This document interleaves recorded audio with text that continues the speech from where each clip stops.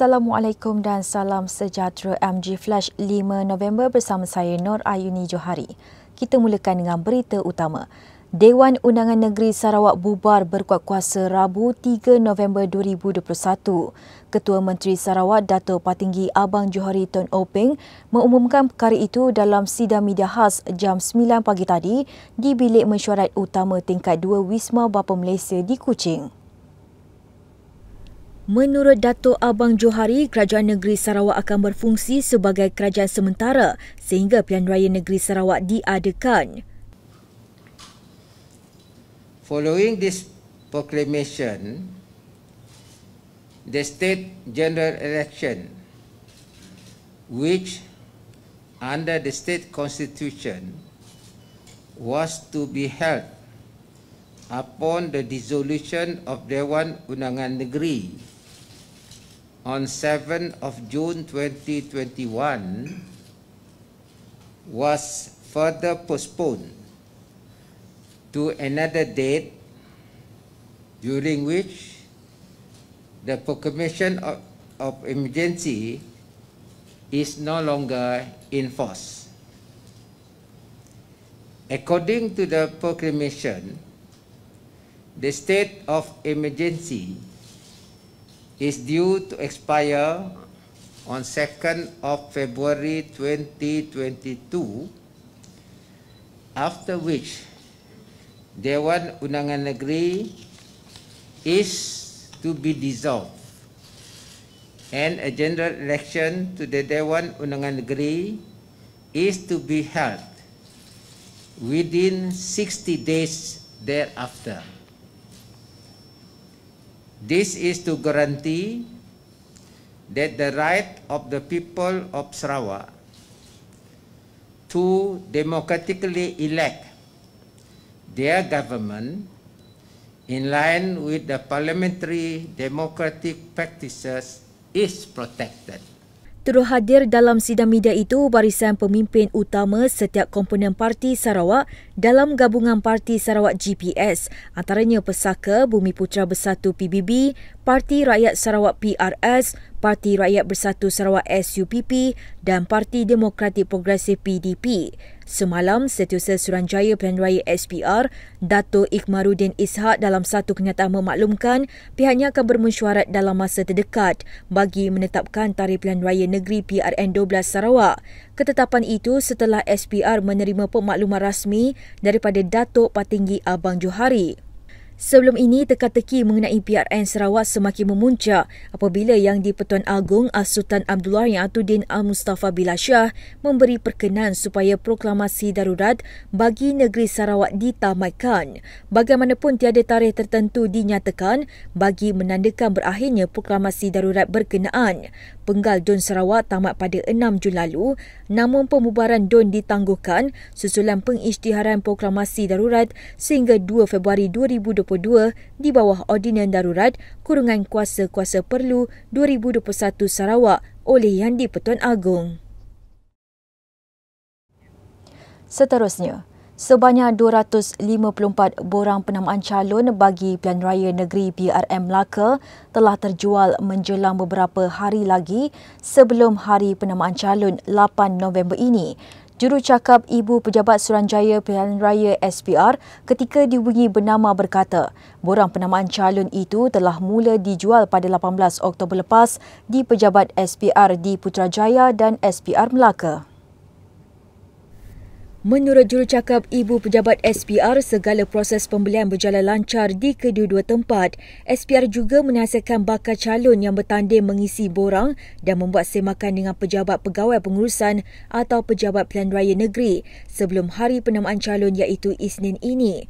Calon juga disaran membuat pembayaran deposit lebih awal dan resi pembayaran perlu dibawa pada hari penamaan sebagai bukti pembayaran bagi memastikan semua proses seterusnya lancar.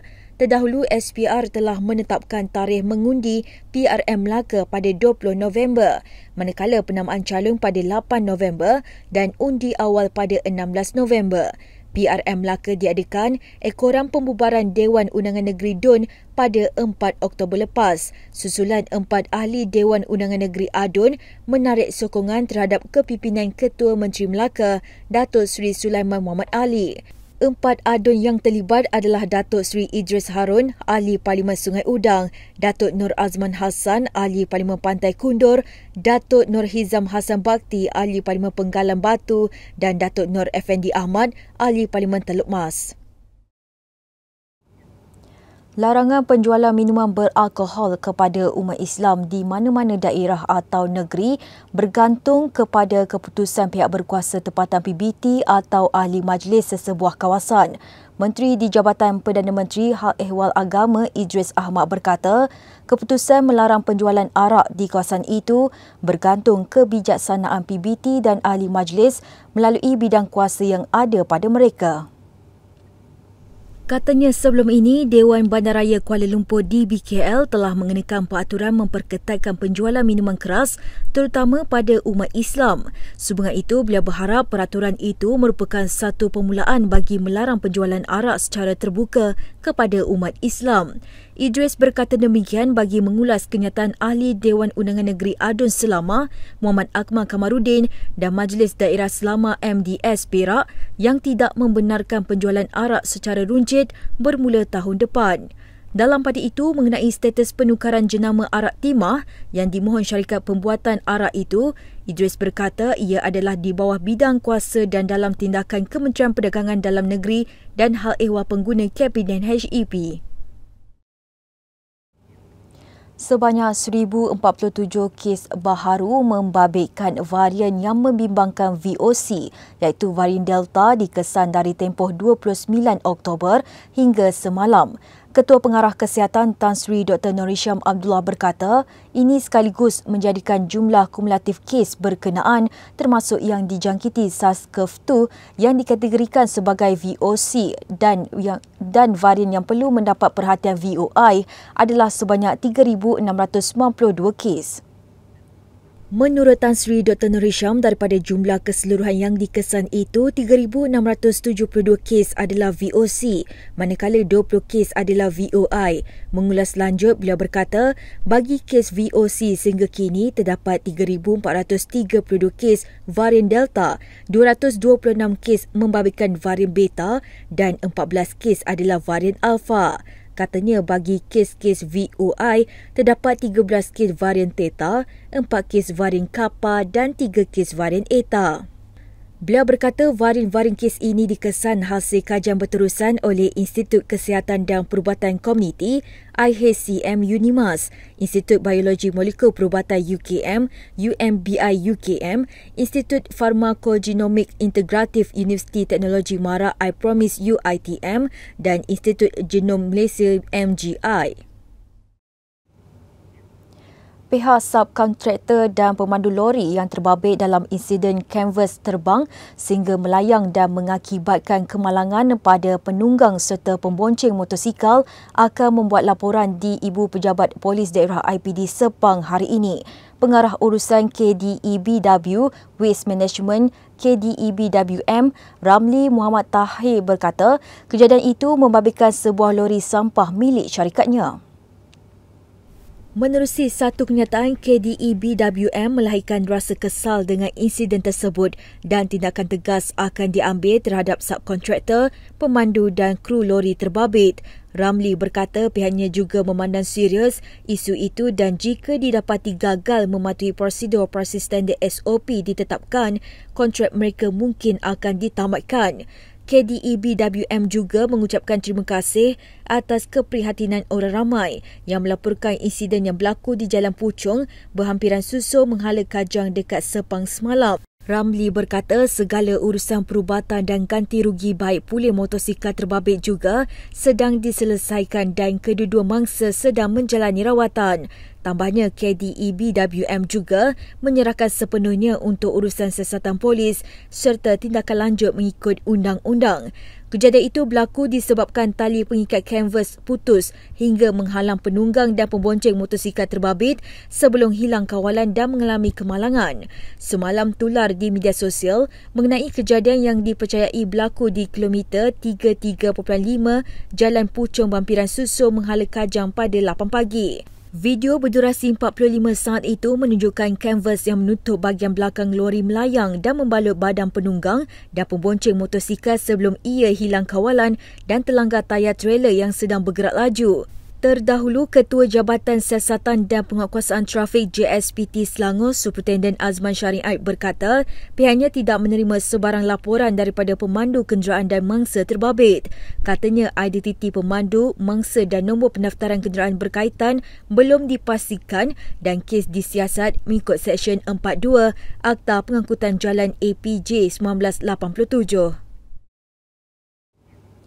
Guru penolong kanan Sekolah Menengah Kebangsaan SMK Ubay Pekan Pahang meninggal dunia selepas motosikal berkuasa tinggi yang ditunggangnya terbabas di kawasan rehat dan rawat RNR Aljil, Lebuh Raya Pantai Timur 2 LPT2 petang semalam. Dalam kejadian kira-kira jam 3.20 petang itu, mangsa Suhaimi Karim 54 tahun mengalami cedera parah pada bahagian dada. Ketua Polis Daerah Hulu Terengganu, Deputi Superintendent Muhammad Adli Mat Daud berkata, mangsa disahkan meninggal dunia selepas lebih 2 jam menerima rawatan di unit kecemasan Hospital Hulu Terengganu pada pukul 5.44 petang. Sebelum kejadian, mangsa yang menunggang motosikal berkuasa tinggi bersendirian dipercayai dalam perjalanan pulang dari Batu Rakit, Kuala Nerus. Sebaik tiba di Susu berselekoh ke RNR Aljil, motosikal ditunggangnya dipercayai hilang kawalan sebelum melanggar pembagi jalan hingga menyebabkan mangsa tercampak. Insiden itu telah menyebabkan mangsa cedera di dada dan dikejarkan ke HHT untuk mendapatkan rawatan. Muhammad Adli berkata mayatnya telah dibawa ke unit forensik HHT untuk saringan COVID-19 dan proses bedah siasat. Kes disiasat mengikut Seksyen 41-1 APG 1987.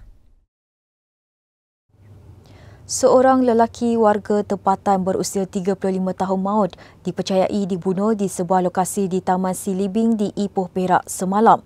Ketua Polis Daerah Ipoh, SCP Yahya Hassan berkata pihaknya menerima maklumat daripada Jabatan Kecemasan Hospital Raja Pemaisuri Bainun Ipoh bahawa terdapat seorang lelaki yang dibawa oleh rakannya ke hospital itu telah meninggal dunia akibat kecederaan kira-kira 4.15 pagi. Katanya hasil bedah siasat yang dijalankan oleh pihak hospital mendapati punca kematian mangsa adalah akibat luka tikaman pada bahagian dada. Menurut beliau, polis telah menahan 3 lelaki dan sedang mengesan seorang lelaki berusia 40 tahun yang beralamat di Jalan Kalkuta, Buntung, Ipoh bagi membantu siasatan di bawah Seksyen 302 Kanun Kesesaan. Sebarang maklumat mengenai kejadian tersebut boleh disalurkan kepada Pegawai Penyiasat Kes ASP Nur Syahara Marzuki di talian 017-4817-800 atau Pusat Kawalan Daerah Ibu Pejabat Polis Daerah Ipoh di talian 05-254-2222. Sekian dahulu MG Flash buat masa ini. Terus bersama kami untuk perkembangan terkini dari masa ke semasa. Hanya di platform media sosial Malaysia Gazette di Facebook, Twitter, Instagram dan juga YouTube atau melalui portal di www.malaysiagazette.com. Assalamualaikum dan salam hormat.